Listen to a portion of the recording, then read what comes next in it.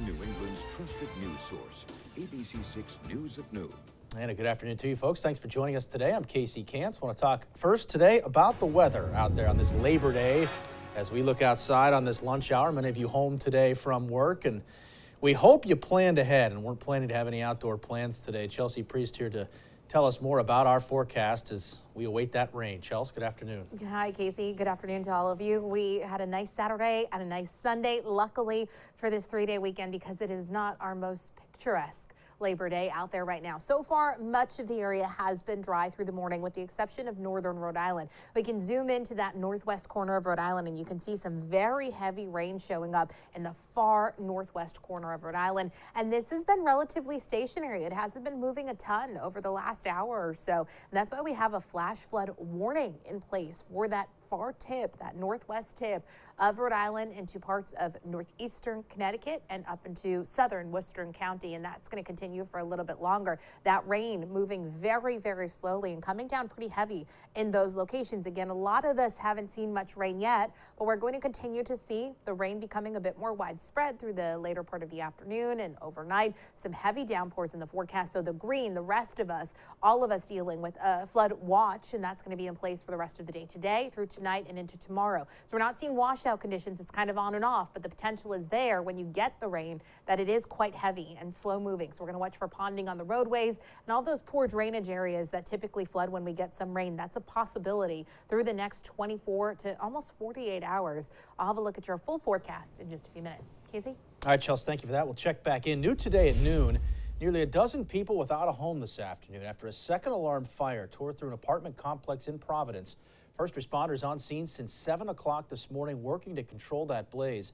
ABC6 News reporter Yanni Trigell is joining us live from the scene today of that fire with more details on what happened. Yanni, what can you tell us? Yeah, Casey, well, all 10 people that live inside of this apartment are okay, but one cat did die in this fire. Now, I want you to take a look here behind me at some of the damage to this apartment building. Now, you can see the first floor of this building with the most heavy damage. That is where fire officials say the fire started, and then say that it moved up to the second floor, which is also suffering from heavy fire damage. And on the third floor, where crews were able to get the smoke under control, they say that area is mostly suffering from smoke and water damage after this fire, and they say that this building has been deemed a total loss. Floor, I'm sleeping, and I'm just smelling something felt weird.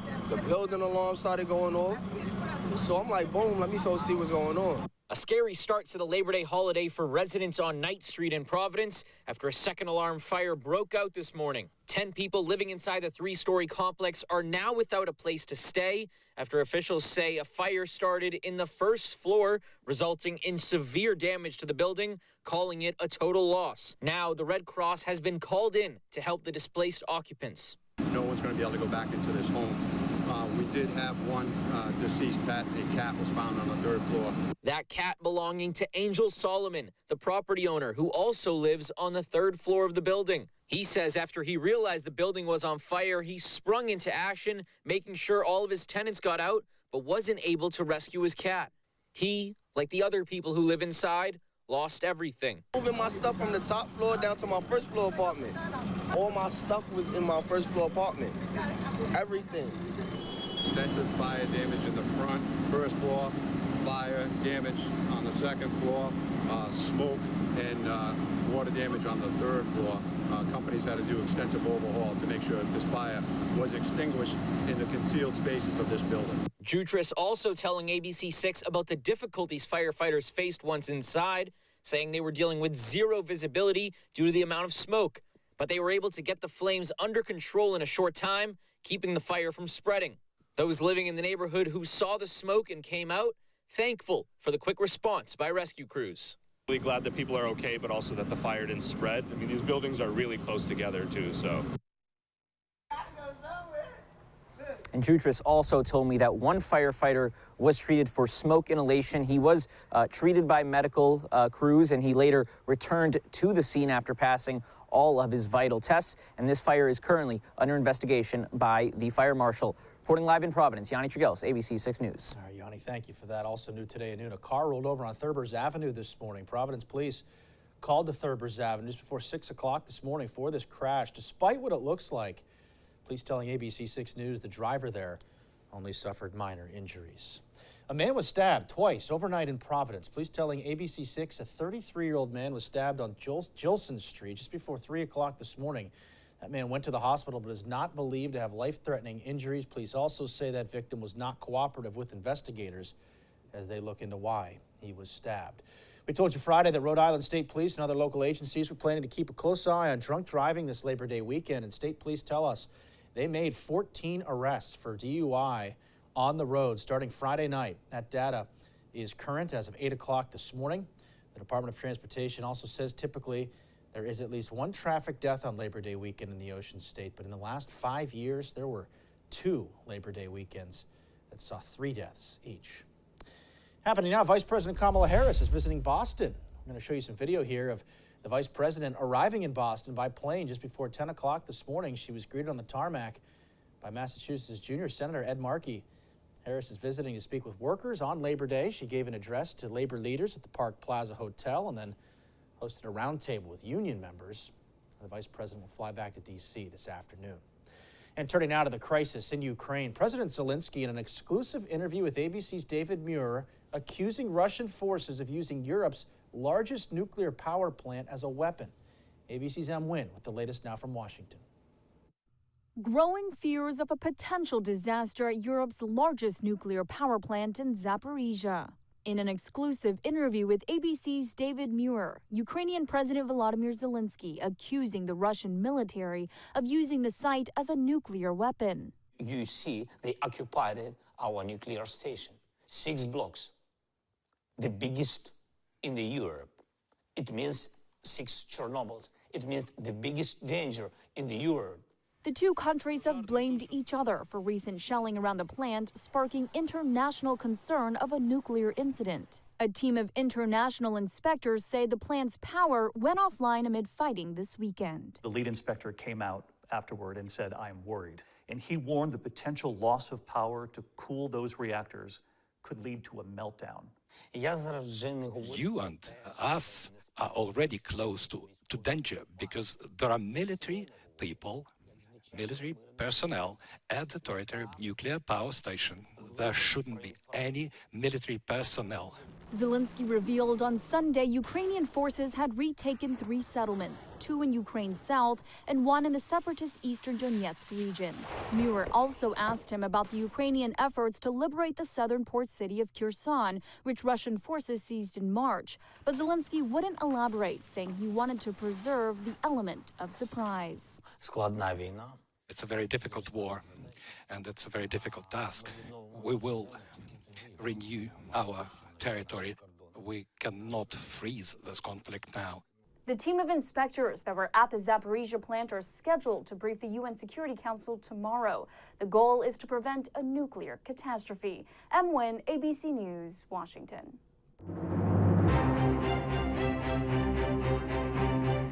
And ABC6 News getting you ready to share your voice with your vote. The Massachusetts primary is coming up tomorrow. Some info on the key races that we've been following. Take a look. In the race for governor, there will be 2 candidates on the ballot for Democrats. There's a slight catch here, though, that being State Senator Sonia Chang Diaz will, in fact, be on the ballot this after she unofficially withdrew from the race and stopped campaigning back in June. Attorney General Maura Healey has stayed in the race and will also be on the ballot. On the other side of the aisle, 2 Republicans competing for their party's nomination, and both are all in. Voters will pick between former state rep Jeff Deal and entrepreneur Chris Doty. 5 candidates in total, meantime, competing for the lieutenant governor spot. 3 of them, Kim Driscoll, state rep Tammy Gouveia, and state senator Eric Lesser, are seeking the Democratic nomination this year, and 2 former state reps seeking the Republican nomination for lieutenant governor. They are Kate Campanelli and Leah Cole Allen. Focusing in on Bristol County now. Tomorrow, the primary will decide the Bristol County District Attorney's race. Current DA Tom Quinn, who's been in the position for 8 years, facing a challenge from attorney Shannon McMahon. There are no Republicans in this race, so again, whoever wins gets the job. 3 Democrats, meantime, looking to win the nomination for Bristol County Sheriff, and they include former Assistant DA Nicholas Bernier, Mayor of Attleboro Paul Heroux, and former Somerset Police Chief George McNeil. The winner will go on to face longtime current Sheriff Tom Hodgson, who's been in the position since 1997. Once again, the Massachusetts primary coming up tomorrow, bright and early. Polls open at 7 a.m. They close at 8 p.m. For more information to get you ready to cast your ballot, you can check our election guide at ABC6.com. Stay close. We've got much more still to come today at noon, including a Labor Day weekend activity that goes south in Washington State. Details on the investigation into a float plane crash with 9 people still missing today. Plus, a new day and a new leader who will take over rule in the United Kingdom Tuesday, with Prime Minister Boris Johnson on the way out.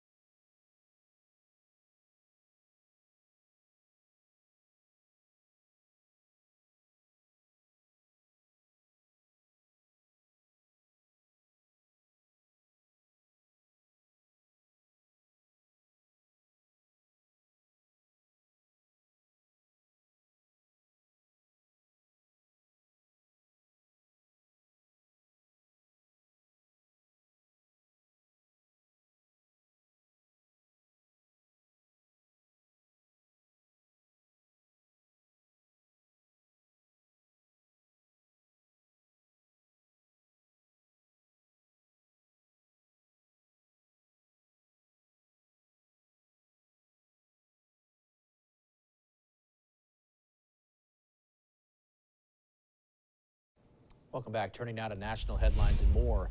On that weekend plane crash near Seattle, 1 person is dead and crews are searching the water for several people still unaccounted for. ABC's Alexis Christoforous has the details.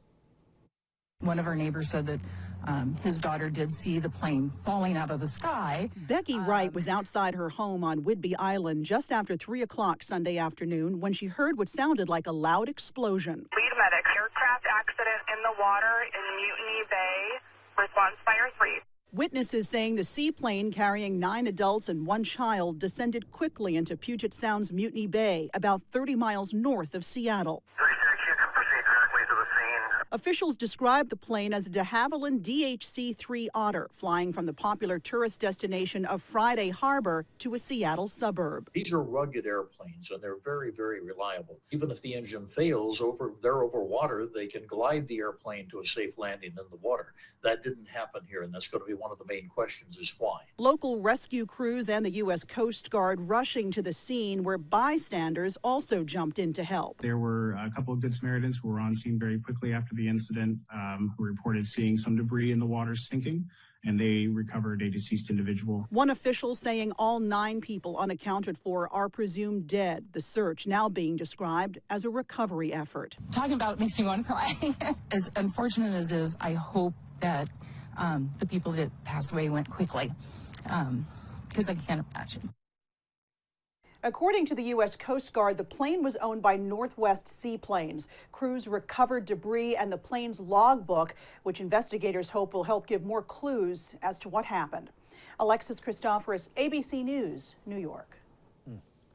Elsewhere, a new era about to begin in the United Kingdom. On Tuesday, Liz Truss becomes the UK's new Prime Minister. Truss, who will also be the leader of the country's Conservative Party, she beat her challenger by more than 20,000 votes. Truss congratulated former Prime Minister Johnson for the rollout of the COVID-19 vaccine and standing up to Russian President Vladimir Putin. Boris Johnson resigned from office in July amid multiple scandals. Still to come today on ABC6 News at noon, the reminder from the Rhode Island DEM about what you can expect at state beaches starting tomorrow. Plus, Chelsea has a look at your full 7-day forecast, including how much rain is headed our way between today and tomorrow. Stay with us.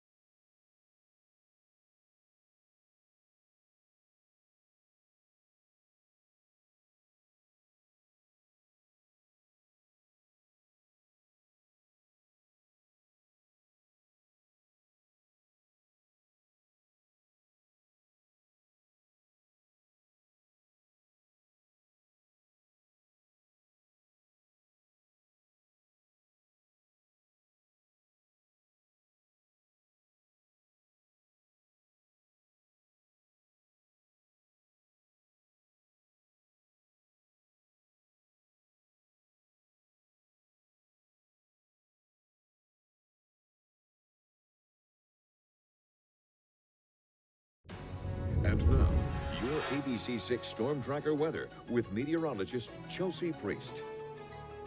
Well, we had a nice Saturday and Sunday, but this Labor Day, the Monday itself, not so nice outside. We've been relatively dry for areas in Providence and areas south and east of Providence, but inland Rhode Island areas to our north have been dealing with some rain so far this morning and some heavy rain in that northwest corner of Rhode Island. The rain that is happening is heavy and slow moving. So that brings up concerns for flooding on the roadways, ponding on the roadways. You never want to drive through anything that's ponded. You don't know how deep it's going to be. And this batch of heavy rain has been falling in northwestern Rhode Island in this area for over an hour now. So you're talking about rainfall rates of this torrential rain happening in very isolated spots, but where it's happening, it's slow. And that's why we have this flash flood warning really isolated to that northwest corner of Rhode Island. I wouldn't be surprised if more of these start popping up for the afternoon, overnight, and into tomorrow as we continue to track heavy rain here in southern New England. All of us under green in that flood watch, only excluding the Cape and the islands.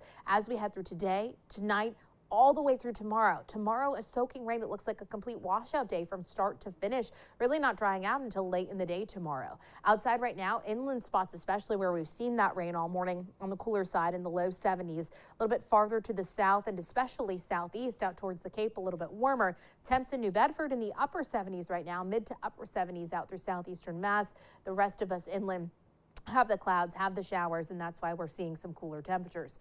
Breezes coming in from the south, 5 to 10 miles per hour. It is very humid outside. Dew points are in the upper 60s and low 70s. That also contributes to some very heavy rain. There's a lot of moisture in the atmosphere, and when that rain just kind of sits still and continues to pond in locations, we worry about the flash flooding. Here's a loop over the past 6 hours. Shows you a lot of the early morning was dry, slowly starting to see that rain come in. You can see northwest Rhode Island dealing with the heavier downpours, but now starting to get closer to the area, some of those spotty showers. And this is the case for the afternoon. We're not talking about complete washout conditions for the area. We kind of go back and forth. On and off rain expected, but the potential is there for heavy rain and slow rain, which leads to the potential for that flooding. You can see plenty more rain down to our southwest, all feeding into southern New England for the rest of the afternoon. On and off showers, but heavy downpours at times. And then overnight, the rain starts to really blanket the area. You can see by early tomorrow morning, all of us dealing with rain. We have widespread rain, Heavy downpours expected really throughout the day tomorrow. This is 4 o'clock tomorrow afternoon. So we're talking all day long. It won't be until overnight and into Wednesday morning that rain starts to wind down, even Wednesday, starting with a few showers. So today, on average, the potential of about half an inch, although in that northwest corner, north and west of Smithfield, higher totals, over a few inches with all of that rain that's happening right now. So in general, most of us end up in a 2 to 4 inch range, but there's going to be localized higher amounts where those downpours set up and where they stay stationary. So we're talking about a significant amount of rain. We need it. We just need to be careful for the flooding on the roadways today. Overcast, scattered rain, but some downpours at times. Heavy rain starts to blanket the area overnight. There's humidity, there's fog, and that heavy rain continues across the area tomorrow. We'll be watching for that street flooding both this afternoon, depending where those downpours set up, and through the day tomorrow. Some early showers on Wednesday. From there, we gradually dry out, and you can see the second half of the 7 day is actually really nice. Casey? Yeah, going to spoil that final beach day today with Labor Day here. The DEM wants to remind you all state beaches in Rhode Island will close after today. In the off-season, beach facilities and restrooms will be closed. There'll also be no lifeguards on duty. Again, beaches will be closed starting tomorrow. Still to come today at noon, the important update for parents of elementary schoolers that go to Winters in Pawtucket about that school's planned opening tomorrow following delays.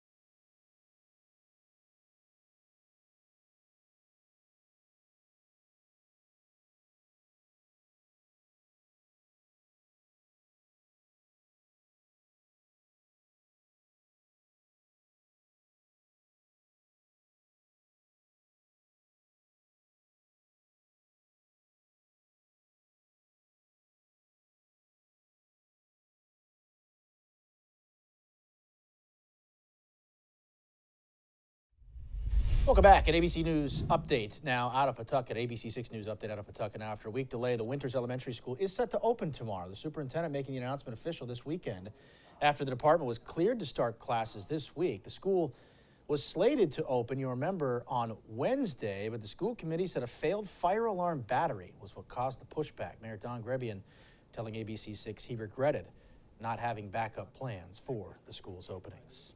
Still to come today at noon, we'll check back in with Chelsea. One final look at your afternoon forecast. Stay with us.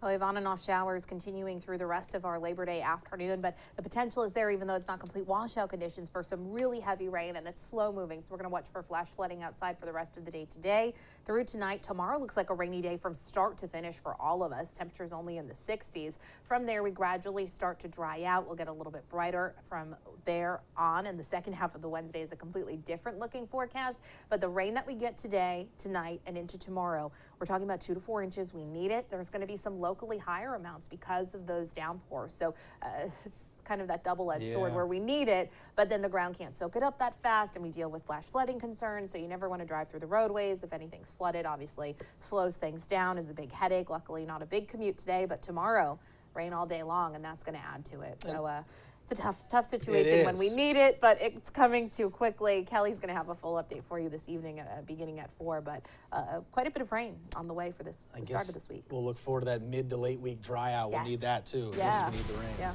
All right, Chelsea, thank you for that. Thank you, folks, for watching as well. The news continues first at 4, and for news and weather anytime, you can check out ABC6.com. Have a great rest of your Labor Day.